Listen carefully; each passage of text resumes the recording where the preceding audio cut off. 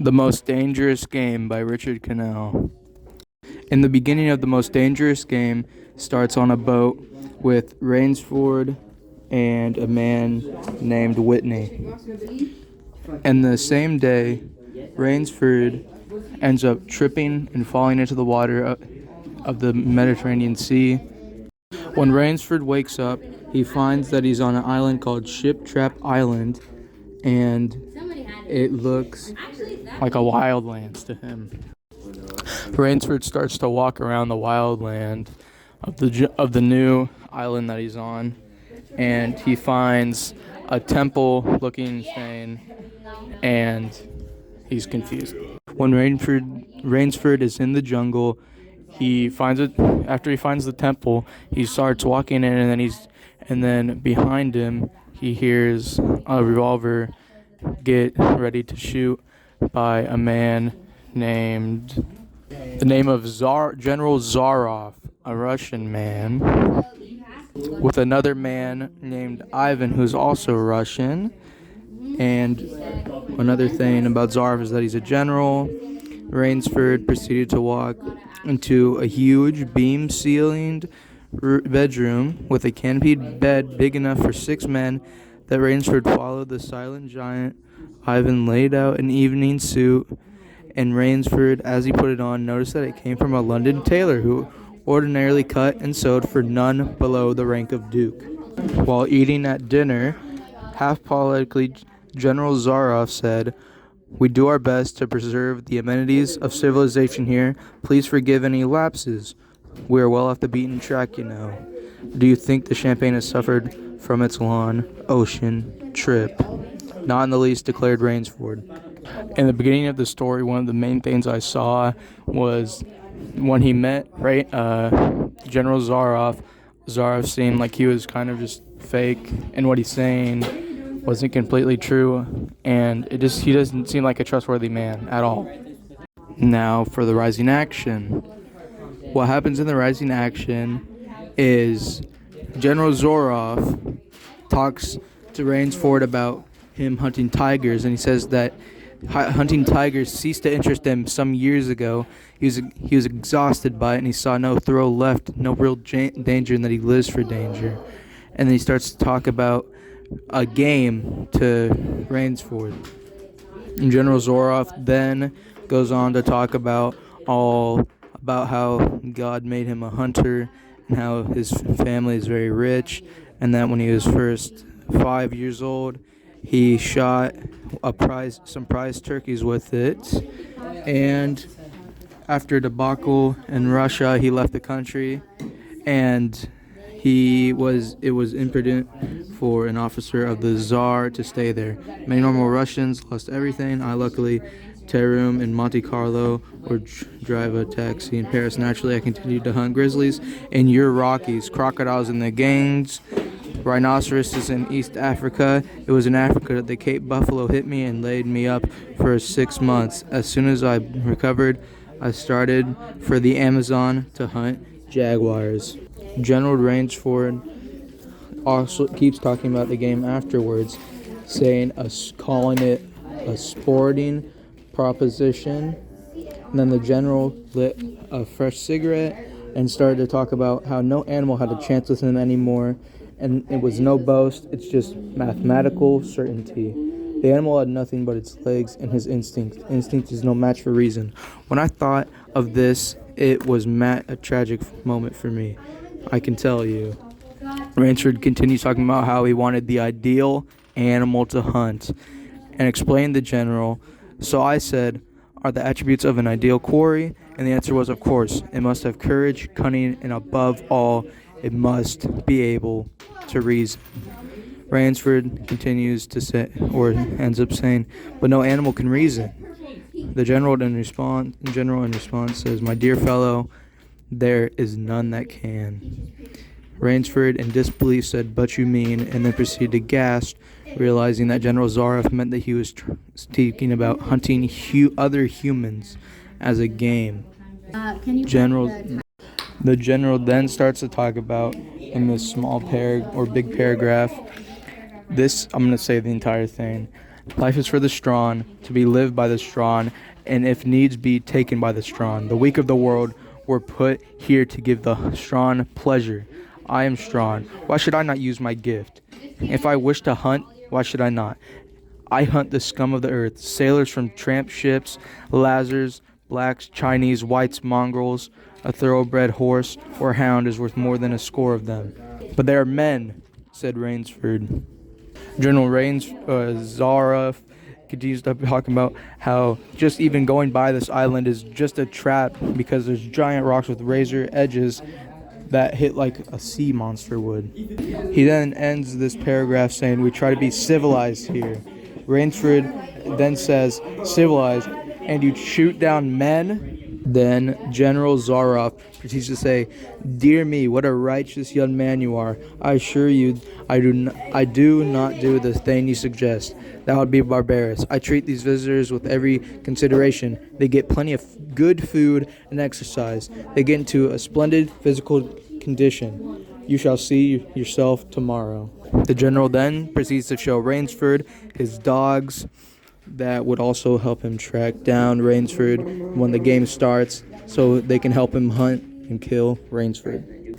Then the night after, General Zaroff says to Rainsford, "Tonight," said the general, "we will hunt, you and I." Rainsford shook his head. "No, General," he said, "I will not hunt." One of the things I saw that came out as true in the rising action of the story is that General Zaroff wasn't trustworthy, like, at all. And he's trying to, like, say that he's not a murderer when it's obvious that he is. Because he's hunting people down to kill them because he's so bored in his life that he feels the need to hunt people or people that I think are inferior to him just because they do stuff like being on a boat and things like that. While Rainsford wakes up in the night to go get ready to survive for the next 2 days, I think it was 2 days, he sets up traps to try to get General Zaroff to keep him away from him or get his dogs or things like that. In the first night, Rainsford was able to get sleep in a bush, so when he woke up the next morning, he was rejuvenated and ready to keep moving. After Rainsford woke up afterward, he started to clear up his trail from the night before, and then he started to walk away. He had gotten about 100 feet away, and there was a cat coming by him, like playing to play with a mouse. He while walking, Rainsford was good. Fuck. And then while he was walking, he took a break behind a fallen log, and then we go back to General Zaroff. He was following a trail with a bloodhound, and nothing escaped General Zaroff's searching black eyes. No crust braided grass, bent twig, no mark, no matter how faint in the moss. So intent was the Cossack on his stalking that he was upon the thing Rainsford had made before he saw it. And General Zaroff saw Rainsford's trail that he had made in the night, that he tried to cover up. And Rainsford called the general, "If you are within the sound of my voice, as I suppose you are, let me congratulate to you. Not many men know how to make a Malay man catcher. Luckily for me, I too have hunted in Makala. You are proving interesting, Mr. Rainsford.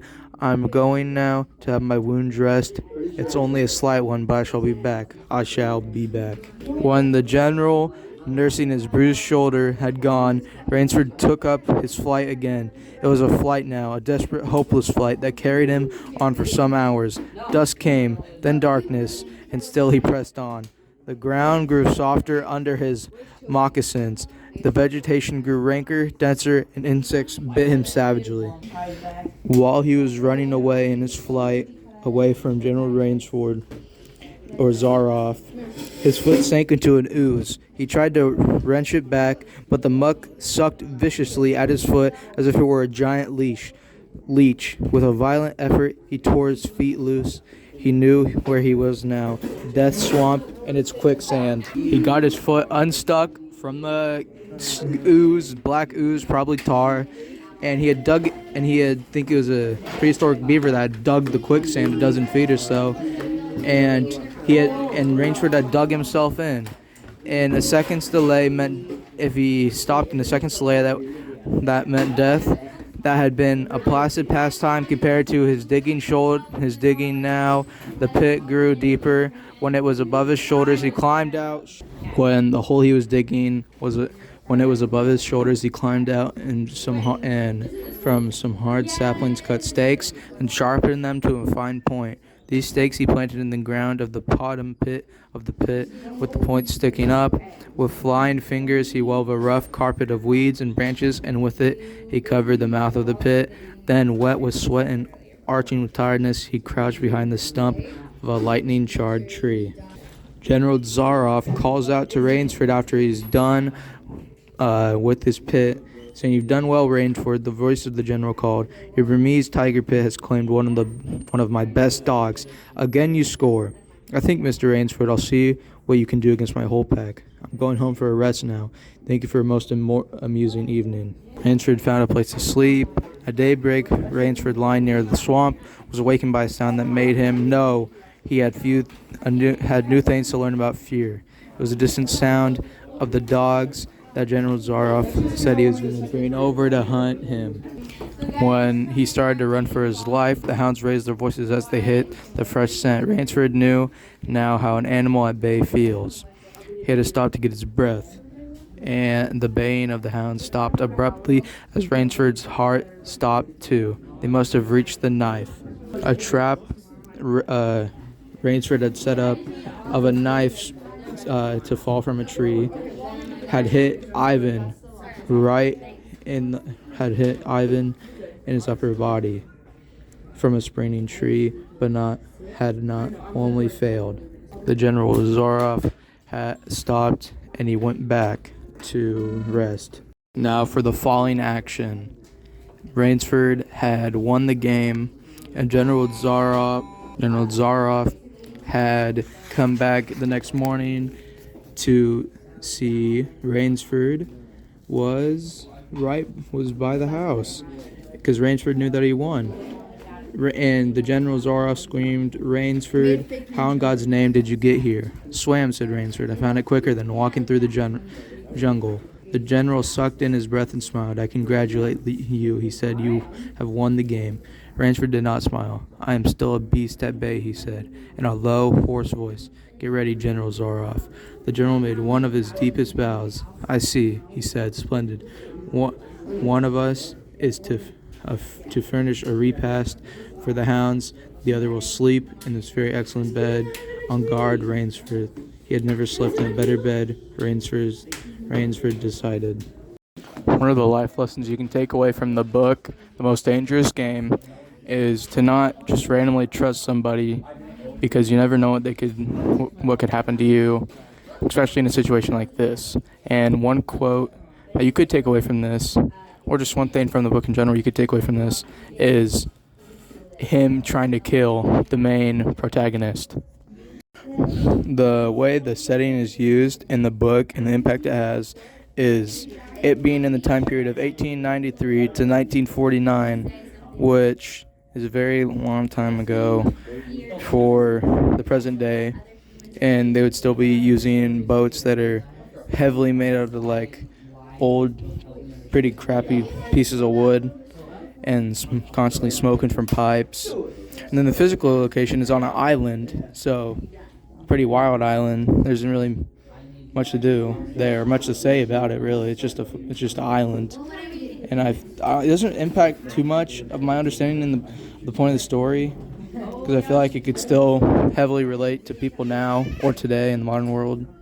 The way the setting is used in the book and the impact it has is it being in the time period of 1893 to 1949, which is a very long time ago for the present day, and they would still be using boats that are heavily made out of like old, pretty crappy pieces of wood and constantly smoking from pipes. And then the physical location is on an island, so pretty wild island. There isn't really much to do there, much to say about it. Really, it's just an island, and it doesn't impact too much of my understanding in the point of the story, because I feel like it could still heavily relate to people now or today in the modern world.